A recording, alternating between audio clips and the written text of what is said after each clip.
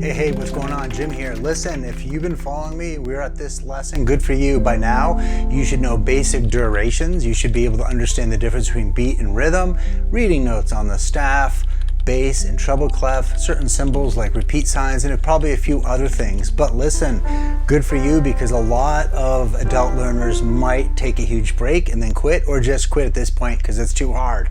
So they're going to learn maybe a pattern visually, and that will be fun for a while, and then they'll pound their head against the wall. So good for you for making it this point.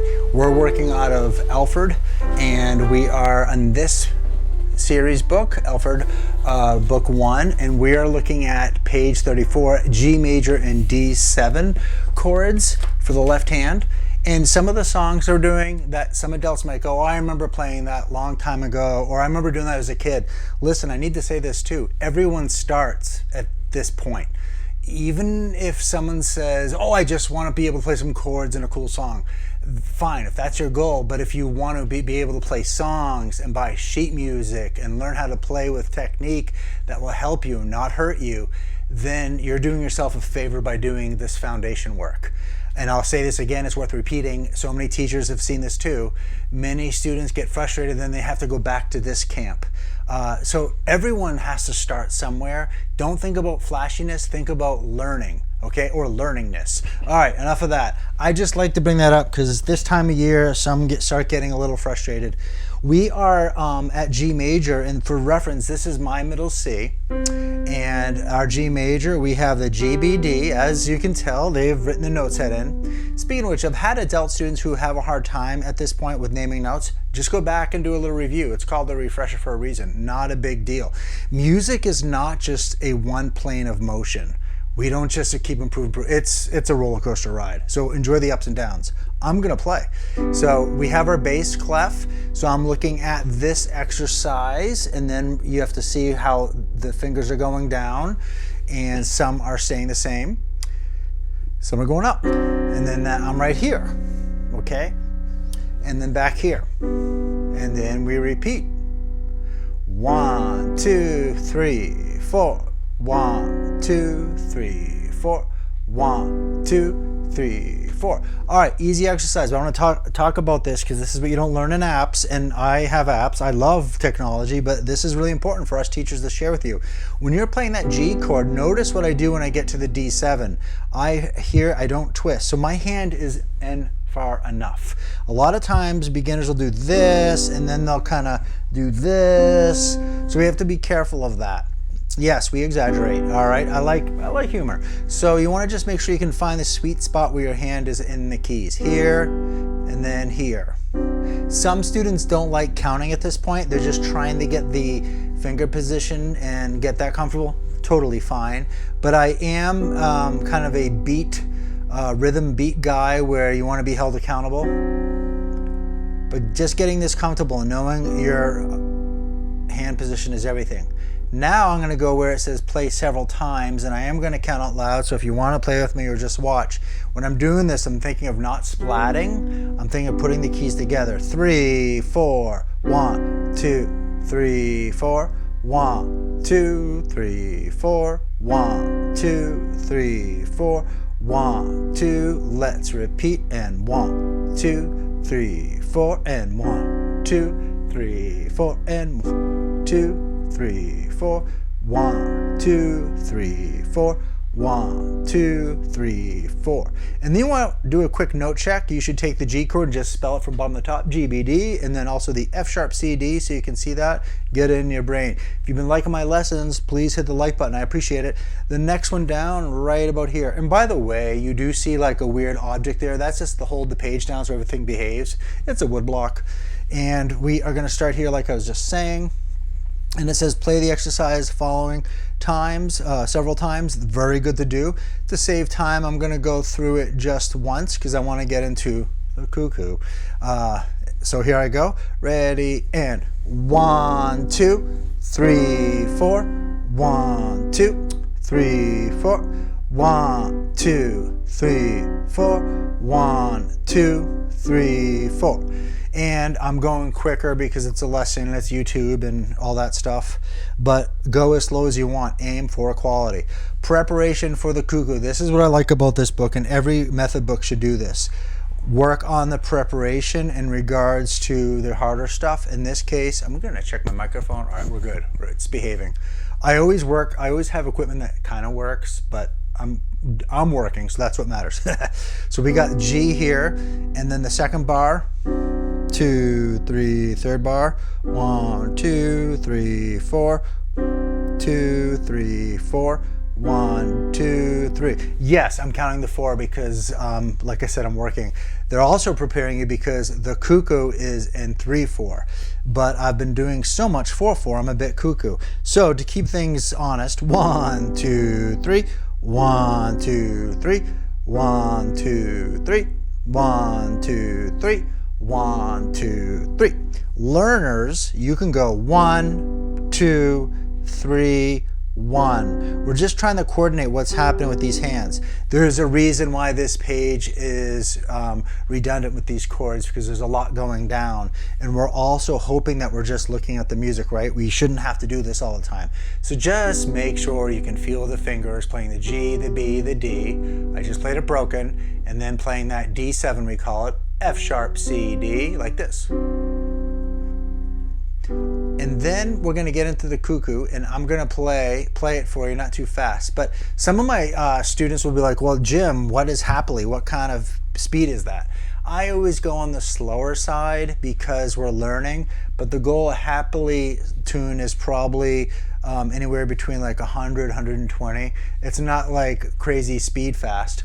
So we are going to page 35, you have it here, and we have our slurs in action. We got a mezzo forte, so we got mezzo forte, we got slurs, we got repeats, we got it all. And this is great, they have chord tones here because when you start looking at lead sheets or you're jamming with other people, you'll understand that these chords are there to help other people play, strum or what have you.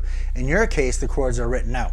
All right, here I go. My hand placement, G position. All right, and here we go.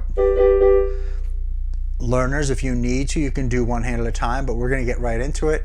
We've already done the left hand a good amount. 1, 2, 3. 1, 2, 3. 1, 2, 3. 1, 2, 3. 1, 2, 3. 1, 2. Repeat. 2, 3. 2, 3. 1, 2, 3. 1, 2, 3.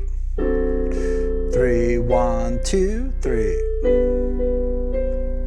2, 3, 2, 2, 3, 1, 2, 2, 3. All right, so chances are if you're making a mistake, you're probably going too fast. The other thing, you might be used to playing the chords always on 1. I'm obeying the tied action, and what's cool about this little piece is we got the slurs and the ties, okay? They function differently. If we look down here, we're holding the beats here. So 3 plus 3 is 6. I'm not a mathematician, trust me. And then we have our slurs here. And that slur, I could make it more musical. Right now, I'm just trying to demonstrate. And beginners are good enough to get musical. That's really important. A lot of times we just want to increase the level. Next page, which we're going to right now. So we're going to go to page 36. I'm going to move my discipline device. I'm kidding. And I am going to... It should cooperate. Yes, very exciting. I am going to land it right here for now. We're getting in the middle of the book. I'll probably use a break drum when we're through the whole thing. Just kidding. All right, so with page 36, it's all good. And this is the pattern of how this method book works. We're pretty much doing the same thing, but now it's with the right hand, which is great because we get some problems with the D7 in the right hand. But who doesn't like solving problems? All right, the first solution is you got to be patient, all right? Not about perfection, but it's about progress. So we have our G here, 1, 2, all right? So it says practice changing from the G chord to the D7 chord and back again. Play 5 plays D in both hands. They do that because sometimes adults we play, I'm like, okay, what do I do next? But there's a lot of senses we have to do. So I'm going to play like here, like I was in the left hand. in the previous page, but now the right hand. 1, 2, 3, 4. 1, 2, 3, 4. 1, 2, 3, 4. I am purposely exaggerating this because there's a few things that need to happen. This is where it gets tricky. It's okay if you're playing this and you do a little splatting, okay? We need to think high wrist. High wrist is very important. What I mean by that is we're relaxed, we're using arm weight, because if we go 1, 2, 3, 4, and then here, we don't have any power. High wrist helps our arm, okay? Some learners like that good old broken technique, and we all go through this. The pinky is always going to sound weaker than this one, the powerhouse. Now we're going to play several times down here. These are drills. When you're doing that, don't just think, okay, I'm playing this. Think about what you're playing besides chords. Is your wrist high enough?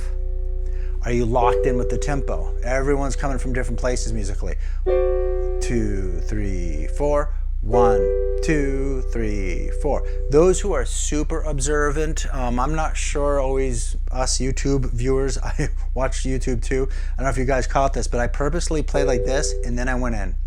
And I did that because everyone's built differently. Some people have very thick hands, but you can keep your hand there. And then I don't need to exaggerate that much. So if I'm really playing 2, 3, 4, I might do this. High wrist though. Then they talk about block chords and broken chords, the magic of piano playing. So I'm down here, and we want to make sure that we can hear each one. So we're going to play it blocked. 2, 3, 1. They have the finger. And then they have that little double bar line. This is for you, David, if you're listening, one of my students. That here just says this is another section. So you don't have to play it like it's a musical sentence. This is a little exercise. So in a private lesson, I would say play this a few times so you can feel the keys. And then also look away from the keys and look at the music. All right. There's a lot of things that us teachers can show. The D7, same idea, high wrist. 1, 2, 3. 1, 2, 3. And then you can repeat the whole thing if you wish. 1, 2, 3. 1, 2, 3. 1, 2, 3. So really this double bar line 2 is just showing, hey, look, this is a whole other section here. Same thing, but they want us to keep it honest. So the very last, they're letting our left hand play a little bit. Here I go. And how fast can you find the G position? Boom. All right, there we go. 1, 2, 3. 1, 2, 3. 1, 2, 3. I don't know about you, but my left hand feels more normal because this is what the left hand does often. 3. And it's also just the anatomy. Okay? Here, it's a little tricky. The damper pedal. This is exciting. All right, so the damper pedal, in my course self-plug, but not a big deal. I have different camera angles so we can see the damper pedal.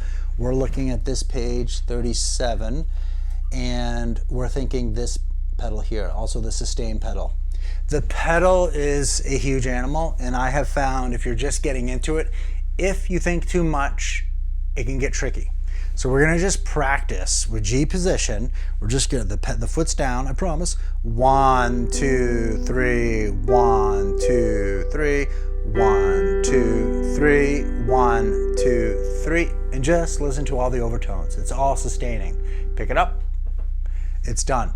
The trick with the pedal is, what do we do when we get to another chord or a phrase and all that?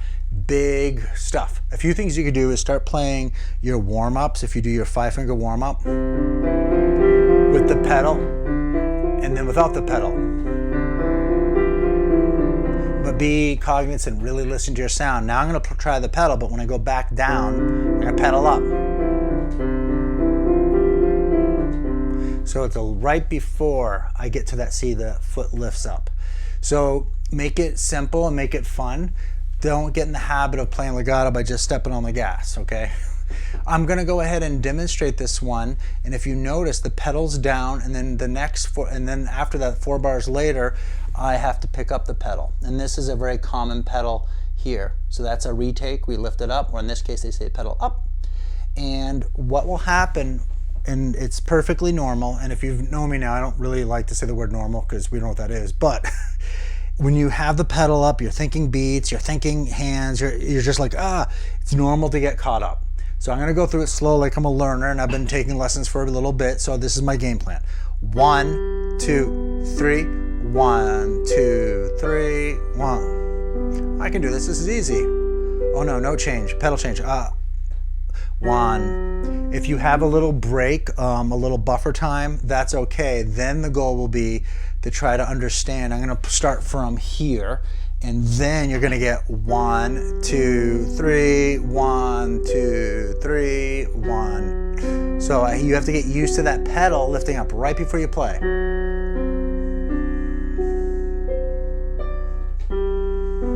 This is my mezzo forte for today. And I know I'm coming to a pedal change too. Pedal up. And then I'm gonna repeat, pedal up, that was a sneaky one. 1, now softer. And it's okay if you're kind of touching the keys, you think it's soft, but some notes are a little louder. That's happening because of the different finger muscles, or a new keyboard like mine.